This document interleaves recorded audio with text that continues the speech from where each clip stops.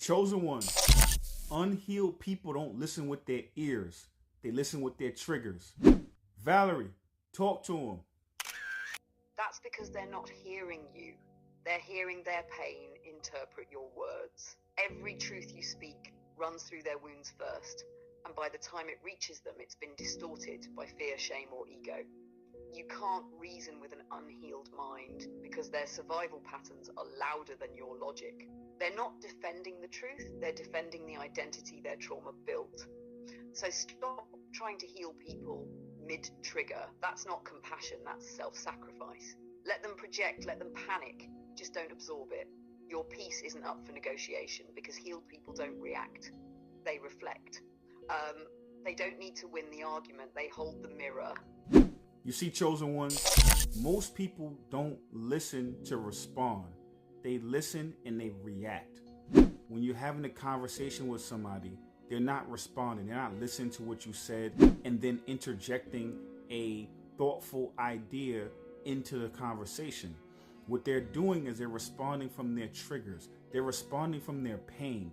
They're responding from their past. They're responding to protect. If these people have always been attacked, that means that they consistently are on the defense. So if they're on the defense, you can just be speaking with them, sharing what you observe, trying to help, and they will not metabolize that and process that as help. They'll process it through the lens of being attacked. And then that's why they react defensively when you're only trying to help them. Valerie, talk to them. Exactly. Because when someone's entire nervous system is built on survival, love feels like danger and truth feels like attack. They don't hear your tone, they hear their history. Every word you say ricochets through their unhealed moments, the betrayal, the rejection, the control. And instead of curiosity, you get combat. That's why you can't personalize people's projections. You might be offering medicine, but if their body's still wired for battle, they'll spit it out. Sometimes the most loving thing you can do is stop over-explaining and step back. Let silence do the teaching. You see, chosen one, I know you've done the work, and I know how excited you are to be able to help other people, and escort them and usher them through their ego death. But see, the thing about the ego is smart. Their ego is built of all of the defensive tactics that they need to survive. So because of that, when you try to share truth with them, you're actually shedding light in a space that is still dark in their soul. And when I say dark, I don't mean dark like evil. I mean dark like uninhabited. And because they're at a space to where their ego protected them, when they hear and they see that light that you're trying to shine on them and on their wounds and in their shadow, their ego reflexively looks at you and has an antibody type of response. Not because what you're saying is wrong, just because what you're saying is light. And what you're saying is too much for them to metabolize. And in order for the ego to survive, the ego must maintain those wounds. It must maintain the identity. So it will then reflexively knee-jerk respond and react to you in a way that is unlike how they normally respond to you. This could be someone you love, a boyfriend, a girlfriend, a mother, a daughter. And I know you've seen that. When you strike that nerve, they respond in a certain way. That's not them. That's their ego trying to protect them. That's because they haven't done all the work yet. So now all you can do is let them do their own work.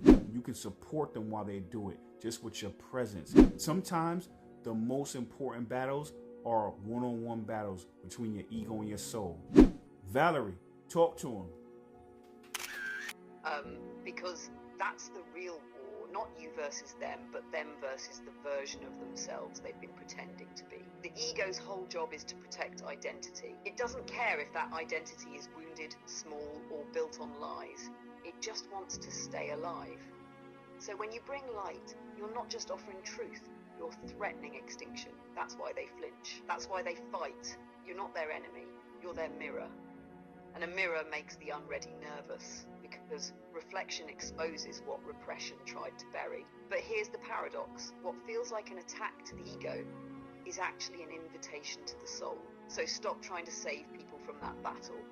That's sacred combat. All you can do is hold space and let the collision happen. You see, chosen one, one thing that you can do if you don't want to stand by passively is plant seeds. Plant seeds of truth. Plant seeds of light. Plant seeds of remembrance. Embody all the seeds that you're planting. Because what will happen is that obviously emotion will lead, meaning that these people are emotional and they will emotionally respond to you a certain way. They will emotionally respond to your light. They'll defensively respond to, anything that is shining light on these shadows. When you don't give them anything to fight because they want to fight that war on your ground, they want to make you the bad guy. Because now if you're the bad guy, they don't have to look at themselves. So if you don't respond, if you don't take the bait, you don't let them have an out, you plant those seeds. Now when the waters are calm, they'll look back and then they'll think about all the things you told them. And those seeds will start to sprout. Those seeds of truth, those seeds of love will start to sprout. And then now there will be an internal revolution inside of them. And you did help, but you helped by allowing them to be the hero of their own movie. Valerie, talk to them.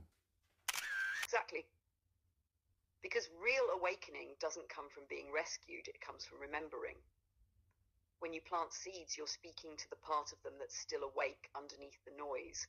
You're bypassing the armor and whispering straight to the soul. That's why you don't argue, you just embody. You become living proof of what peace looks like. When the storm passes, those words, that energy, it comes back to them. And in that stillness, truth starts to bloom. They'll think it was their own realization, and that's perfect. Because the goal was never to get credit. It was to spark remembrance. That's how you lead without controlling, guide without forcing, and love without attachment. You don't drag them to the light.